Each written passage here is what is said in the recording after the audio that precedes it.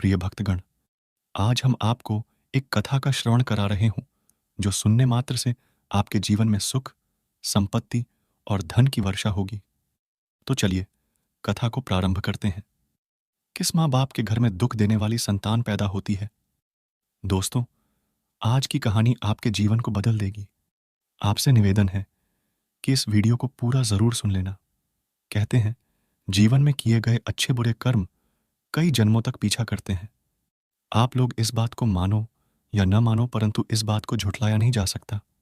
हमें जो जो मिला है वह हमारे कर्मों की उपज है, और जो जो भोगना पड़ेगा वह बुरे कर्मों का परिणाम होगा। आइए पूरी बात मैं आपको इस मार्मिक कहानी के माध्यम से समझाता हूं कि मनुष्य कर्म का भोग कैसे भोगता है। किसके घर में दुख देने वाली और कंगाल बनाने वाली संतान पैदा होती है? मित्रों, यह बात कुछ पुरानी है। किसी गांव में किंकर और वज्रांग नाम के दो कुत्ते रहती थीं। दोनों के बीच बड़ी गहरी मित्रता थी। वे हर समय एक दूसरे के साथ ही रहती थीं। एक दिन किंकर ने वज्रांग से कहा, मित्र, न जाने हमने पूर्व में कौन से बुरे कर्म किए हैं जिसके कारण हमें कुत्ते का शरीर मिला है।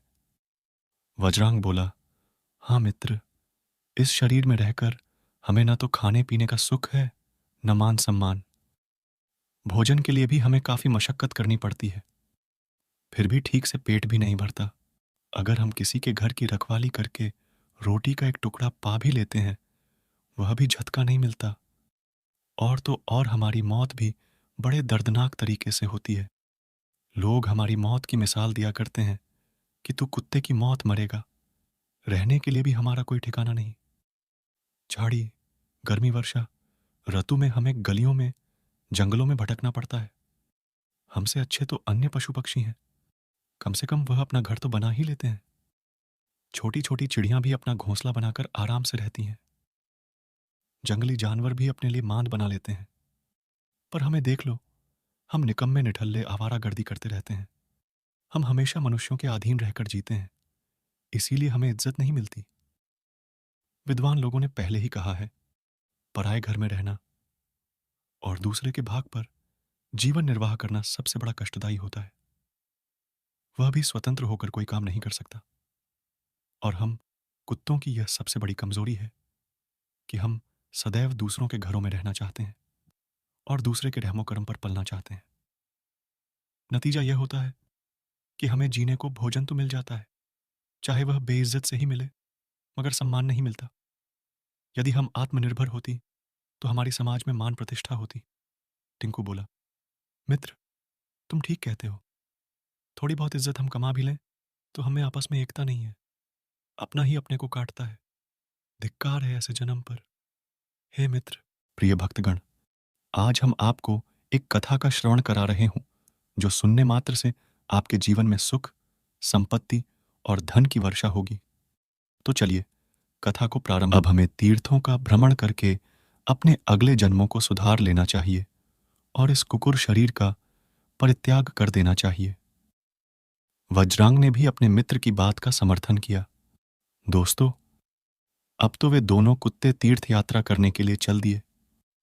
रास्ते का तो उन्हें इतना ज्ञान नहीं था, पर भगवान के नाम का सहारा लेकर चल पड़े, क्योंकि कहते हैं, बलवान के लिए कोई काम कठिन नहीं होता, परिश्रमी के लिए कोई स्थान दूर नहीं होता, विद्वान के लिए कोई जगह विदेश नहीं होती, और मीठा बोलने वाले के लिए कोई पराया नहीं होता।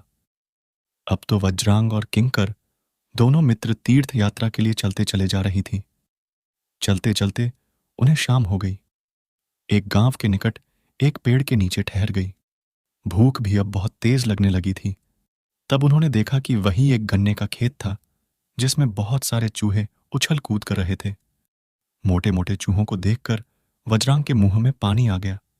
कहने लगा, मित्र, भूख से हाल बेहाल है और सामने वाले खेत में हमें हमारा भोजन भी दिखाई दे रहा है।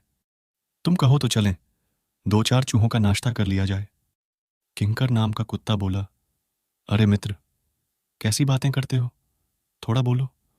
हम दोनों शिकार के लिए नहीं आए हैं, तीर्थ यात्रा पर निकले हैं, और जब तक हम तीर्थों का भ्रमण करेंगे किसी जीव को मारना तो दूर, उसे मारने की बात भी नहीं सोच सकते।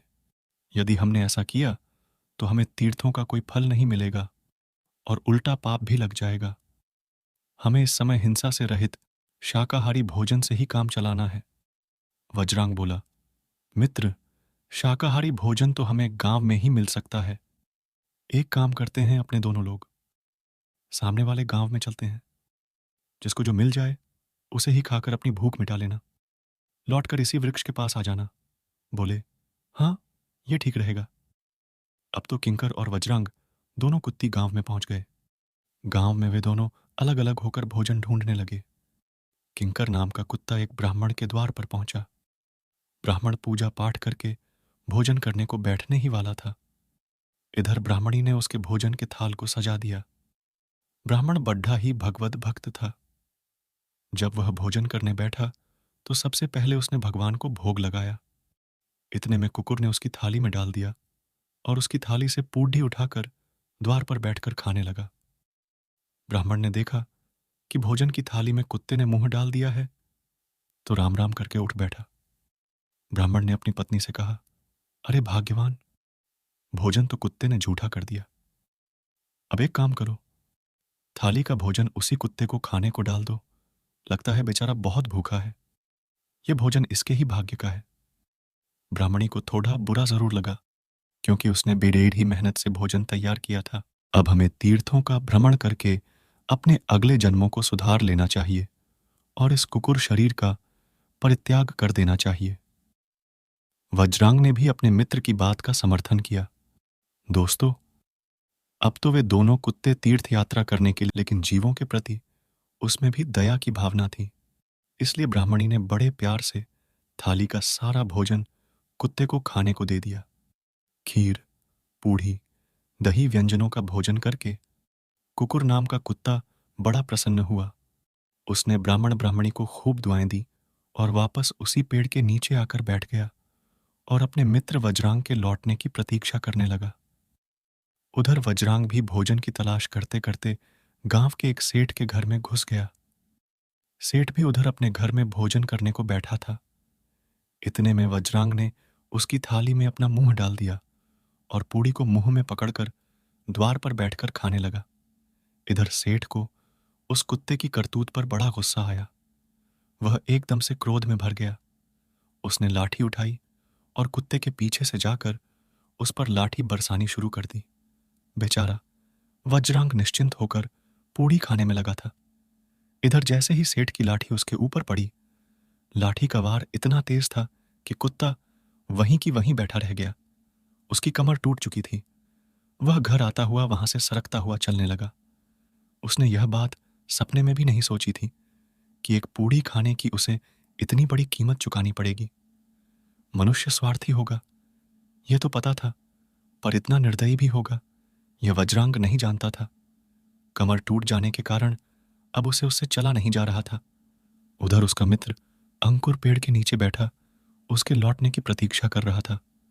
सोचने लगा, काफी देर हो गई, अभी तक मेरा मित्र नहीं लौटा है। कहीं वह किसी मुसीबत में तो नहीं फंस गया। यही सोचकर किंकर वज्रांग को तलाशने के लिए गांव की ओर चल पड़ा। गांव के निकट पहुंचने पर उसे अपना मित्र वज्रांग दिखाई दिया, जो घिसटता हुआ जैसे तैसे गांव से बाहर आया था। उसकी आंखों से आंसुओं की धार बह रही थी। वह अगले 2 पैरों से सरकता हुआ यहां तक पहुंचा था। किंकर ने वज्रांग की टूटी हुई कमर देखी तो बहुत दुखी हुआ। पूछने लगा, मित्र, तुम इस दशा में किस पापी ने पहुंचाया है? तब वज्रांग ने रोते रोते सेठ का निर्दयतापूर्ण व्यवहार अपने मित्र को बता दिया। सेठ की दुष्टता के बारे में जानकर अंकुर का खून खौल उठा, मगर वह कर भी क्या सकता था? वह एक मूक पशु जो ठहरा। वज्रांग बोला, मित्र, मेरा जीना और ना जीना अब तो एक सा हो गया है। सेठ ने मेरी कमर तोड़कर मुझे तीर्थों का भ्रमण करने से भी वंचित कर दिया। अब इस टूटी कमर के साथ मैं और जीना नहीं चाहता। मुझे तुम किसी तरह से यहां से ले चलो। अब मैं अपने प्राण त्यागना चाहता हूं। मित्रों को जैसे तैसे करके वज्रांग को वहां से लेकर आगे को गया और एक नदी में कूदकर उसने अपने शरीर का अंत कर दिया। किंकर ने भी अपने मित्र के साथ प्राण त्यागने का निश्चय किया, लेकिन जीवों के प्रति उसमें भी दया की भावना थी। इसलिए ब्राह्मणी ने बड़े प्यार से थाली का सारा भोजन कुत्ते को खाने को दे दिया। खीर, पूड़ी, दही व्यंजनों का भोजन करके इस प्रकार वे दोनों कुत्ते नदी में कूदकर अपना शरीर त्याग देते हैं। तीर्थों का भाव लेकर भी दोनों निकले थे। इसीलिए भगवान ने उनके आगे पीछे के सारे पापों को नष्ट कर दिया और उन्हें मनुष्य शरीर में भेजने का निश्चय किया। भगवान की प्रेरणा से अंकुर ने तो उसी ब्राह्मण के घर पुत्र रूप में जन्म ले लिया और वज्रांग ने उसी सेठ के घर जाकर जन्म लिया। संयोग से दोनों के घर पहले से कोई संतान नहीं थी। काफी समय बाद सेठ के घर एक पुत्र ने जन्म लिया था। इस खुशी में सेठ ने बहुत बड़ा उत्सव मनाया, पूरे नगर की दावत की। अभी तो खुशी का जश्न समाप्त भी नहीं हुआ था कि इतने में सेठ को खबर मिली कि उसके व्यापार में बहुत बड़ा नुकसान हो गया है और उसके गोदाम में आग लग गई है। यह देखकर सेठ को बहुत बड़ा सदमा लगा। अभी वह इस सदमे से बाहर नहीं निकल पाया था कि उसकी पत्नी भयंकर रोग से ग्रसित हो गई। सेठ की सारी संपत्ति धीरे धीरे बिककर उसके उपचार में लगने लगी। उधर किंकर जब बेटा बनकर ब्राह्मण के घर पैदा हुआ तो पुत्र के घर में जन्म लेते ही ब्राह्मण को राजा के यहां अमात्य के पद पर नौकरी मिल गई। ब्राह्मण की सलाह से राजा का राजकाज बड़े ही अच्छे ढंग से चलने लगा। कोई भी युद्ध राजा हारता नहीं था, क्योंकि ब्राह्मण उसे अच्छी रणनीति बनाकर देता था।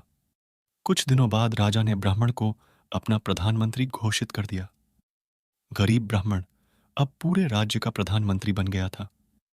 इधर ब्राह्मण का बेटा भी बहुत बड़ा विद्वान बनता चला गया। उसने अपने पिता के नाम में 4 चांद लगा दिए। उधर सेठ का बेटा बड़ा होकर नाकारा निकला। सेठ के बचे कुचे धन को उसने जुआ, शराब, मांस मदिरा में उड़ा दिया। सेठ कुछ भी कहता तो बेटा उसे मारता पीटता और गालियां देता था। एक दिन तो नशे में उसने अपने पिता को लाठियों से इतना पीटा कि सेठ की कमर ही तोड़ डाली। अब तो सेठ चल फिर भी नहीं पाता था। सारा दिन घर में पड़ा पड़ा अपने कुकर्मों की सजा भोगता रहता था। एक दिन सेठ ने अपनी पत्नी से कहा, भाग्यवान, हमने न जाने कौन से पाप किए हैं जिससे हमारे घर में यह कुपुत्र पैदा हुआ है। ऐसे बेटे से तो मैं बिना संतान के ही ठीक था। दर्शक बंधु सेठ की पत्नी ने कहा कि तुम्हें याद है, तुमने कुत्ते की लाठी मारकर उसकी कमर तोड़ दी थी। शायद उसी पाप का तुम्हें और मुझे दंड मिल रहा है। कहते हैं कर्म लौट कर जरूर आता है।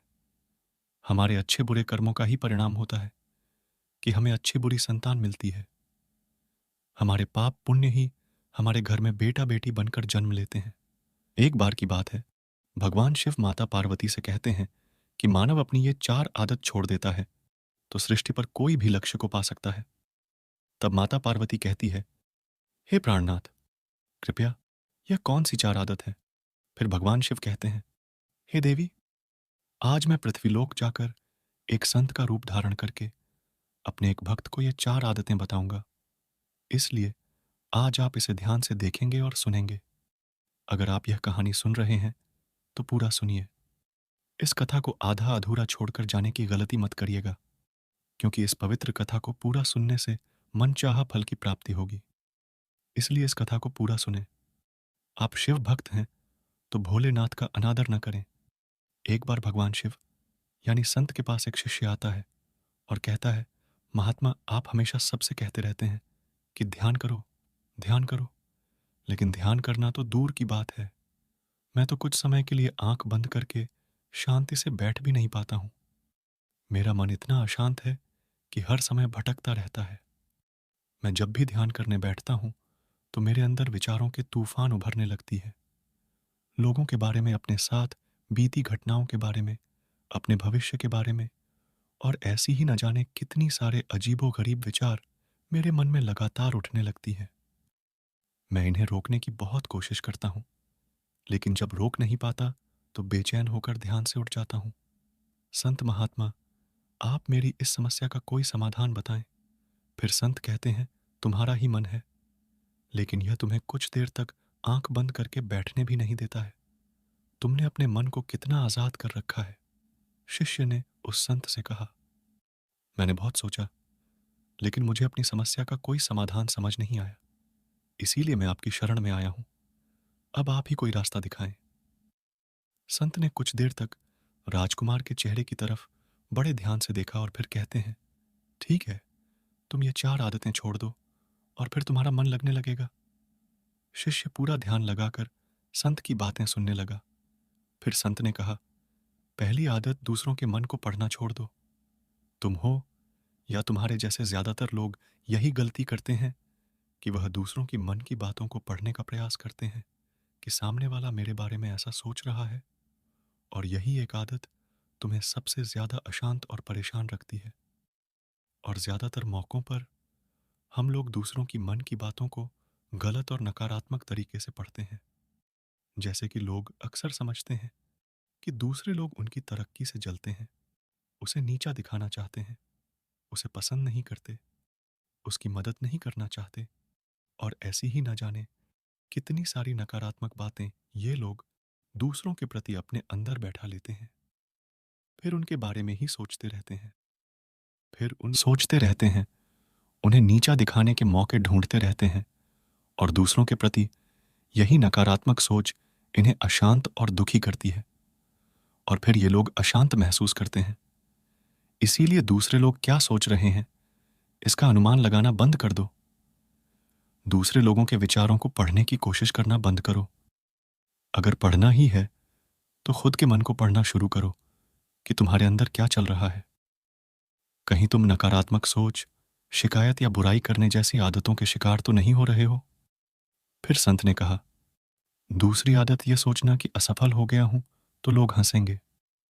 हंसने दो लोगों को असफलता पर हंसना तो लोगों का काम है, क्योंकि अगर तुम सफल हो जाते तो यही वो लोग हैं जो तुम्हारी तारीफ करते हैं, तुम्हें सम्मान देते हैं, तुम पर गर्व करते हैं। अगर तुम अपने सफल होने पर दूसरों से तारीफ की उम्मीद करते हो तो अपनी असफलता पर उनके हंसने से तुम्हें दुखी नहीं होना चाहिए।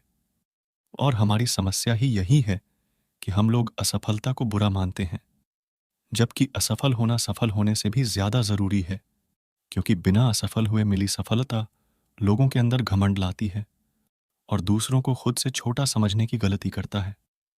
जबकि असफलता हमें विनम्र रहना सिखाती है, धैर्य रखना और लगातार प्रयास करना सिखाती है। इसीलिए असफलता को बुरा मत समझना चाहिए, और अगर तुम्हारे काम में असफल होने की संभावना नहीं है तो इसका अर्थ यह है कि तुमने अपना लक्ष्य अपनी क्षमताओं से छोटा बनाया है। और अगर लोग तुम पर हंस नहीं रहे, तुम्हें ताने नहीं मार रहे, तुम्हारी बुराई नहीं कर रहे, तो तुम अंदर से मरे हुए हो, तो अपने कर्मों से बाहर जाकर कुछ नया करने का प्रयास नहीं कर रहे हो। क्योंकि असफल भी वही होता है जो कुछ नया करने का प्रयास करता है। और एक बात हमेशा याद रखना, अगर तुम्हारे अंदर असफल होने का साहस नहीं है तो तुम कभी भी वह बड़ा लक्ष्य हासिल नहीं कर सकते जो तुम करना चाहते हो। इसीलिए असफल होने पर लोगों के हंसने से डरना बंद कर दो। अगर आपको भी असफलता से डर लगता है, और अगर आप भी सिर्फ इस डर से कुछ नया करने का प्रयास नहीं कर रहे कि अगर मैं फेल हो गया तो लोग क्या कहेंगे, लोग मुझ पर हंसेंगे, मेरा मजाक बनाएंगे, तो आपके इस डर को खत्म करना है तो डरना छोड़ दो। फिर संत ने आगे कहा, तीसरी आदत, समय को काटना छोड़ दो। लोगों को लगता है कि वह समय को काट रहे हैं, लेकिन असल में समय हर पल उन्हें काट रहा है। लोगों के द्वारा समय को व्यर्थ के कामों में बर्बाद करने का केवल एक ही कारण है, और वह यह है कि उन्हें लगता है कि उनके पास बहुत समय है, जबकि सच्चाई यह नहीं है। क्योंकि उनसे पहले वाले लोगों को भी यह लगता था कि उनके पास बहुत समय है, लेकिन उन्हें पता नहीं चल पाया कि कब समय बीत गया और उनका बुलावा आ गया। और जब तक उन्हें अपनी गलती का एहसास हुआ, तब तक समय उनके हाथ से निकल चुका होता है। बस पश्चाताप रह जाता है कि सारा जीवन व्यर्थ के सोचते रहते हैं, उन्हें नीचा दिखाने के मौके ढूंढते रहते हैं, कामों में बर्बाद कर दिया, और फिर वह चले गए इस दुनिया से, बिना खुद को जाने, बिना इस जीवन की सच्चाई को समझे। इसीलिए जब तक यह जीवन है, इसे सार्थक कामों में लगाओ। खुद को जानने में, दूसरों की मदद करने में, लोगों को सही राह दिखाने में, मानवता के कल्याण में, और समय को बर्बाद करने से आज तक किसी को खुशी नहीं मिली है। हालांकि समय काटने से तुम्हें क्षणिक खुशी तो महसूस हो सकती है, लेकिन जब तुम्हें होश आता है और तुम देखते हो कि कितना सारा समय बर्बाद किया जा चुका है, तब तुम्हें खुद पर क्रोध आता है और तुम पश्चाताप व आत्मग्लानि के भाव से भर जाते हो। और फिर यही आत्मग्लानि और पश्चाताप का भाव तुम्हारे अंदर तनाव पैदा करता है और तुम अशांत हो जाते हो और लगातार अपनी उस गलती के बारे में सोचते रहते हो। फिर तुम्हारा किसी भी काम में मन नहीं लगता और तुम उदास रहने लगते हो और यह चक्र लगातार चलता रहता है। इसीलिए समय को काटना बंद करो और वह करना शुरू करो जो जरूरी है। फिर संत ने कहा, चौथी आदत यह सोचना छोड़ दो कि मुझसे बड़े बड़े लोग नहीं कर पाए तो मैं कैसे कर पाऊंगा। असल में दूसरों से खुद को किसी भी चीज से तुलना करना ही व्यर्थ है। सबकी परिस्थितियां अलग हैं, सबकी सोच अलग है। और क्या हुआ, अगर दूसरे नहीं कर पाए तो हो सकता है कि तुम ही कर जाओ, क्योंकि अक्सर वही लोग इतिहास रचते हैं जिनसे ज्यादा उम्मीद नहीं होती। और फिर हो सकता है कि जिसे तुम बुरा समझ रहे थे, जिसके लिए तुम सोच रहे थे कि उसने बहुत मेहनत की है, बहुत प्रयास किया है, उसने कभी उतना प्रयास किया ही ना हो, केवल मेहनत करने का दिखावा किया हो। क्योंकि ज्यादातर लोग कभी उतनी मेहनत करते ही नहीं हैं जितनी अपने लक्ष्य प्राप्ति के लिए करनी चाहिए, और दूसरे लोगों के सामने यह दिखाने का प्रयास करते रहते हैं कि मैंने तो बहुत मेहनत की थी, लेकिन मेरी किस्मत ही खराब थी। और यही वो लोग हैं जो दूसरों को बातों ही बातों में कहते रहते हैं कि जब फिर संत ने आगे कहा, अगर तुमने यह 4 आदतें छोड़ दी तो तुम्हारा मन एकदम शांत हो जाएगा और फिर तुम जहां चाहो वहां अपना मन लगा सकते हो। इतना कहकर संत महात्मा मौन हो जाते हैं और शिष्य को भी अब समझ आ चुका था कि उसे क्या करना है। उसने मन ही मन उन चारों आदतों को छोड़ने का निश्चय कर लेता है और संत महात्मा को धन्यवाद कर वहां से चला जाता है। फिर भगवान शिव कैलाश पर्वत के लिए प्रस्थान कर जाते हैं। इस वीडियो को बोलते समय कोई त्रुटि हो तो मैं क्षमा चाहती हूँ। उम्मीद है आप सभी को यह वीडियो अच्छी लगी होगी। अगर आप शिव के सच्चे भक्त हैं तो चैनल को सब्सक्राइब और वीडियो को लाइक करके कमेंट में हर हर महादेव लिख दीजिए।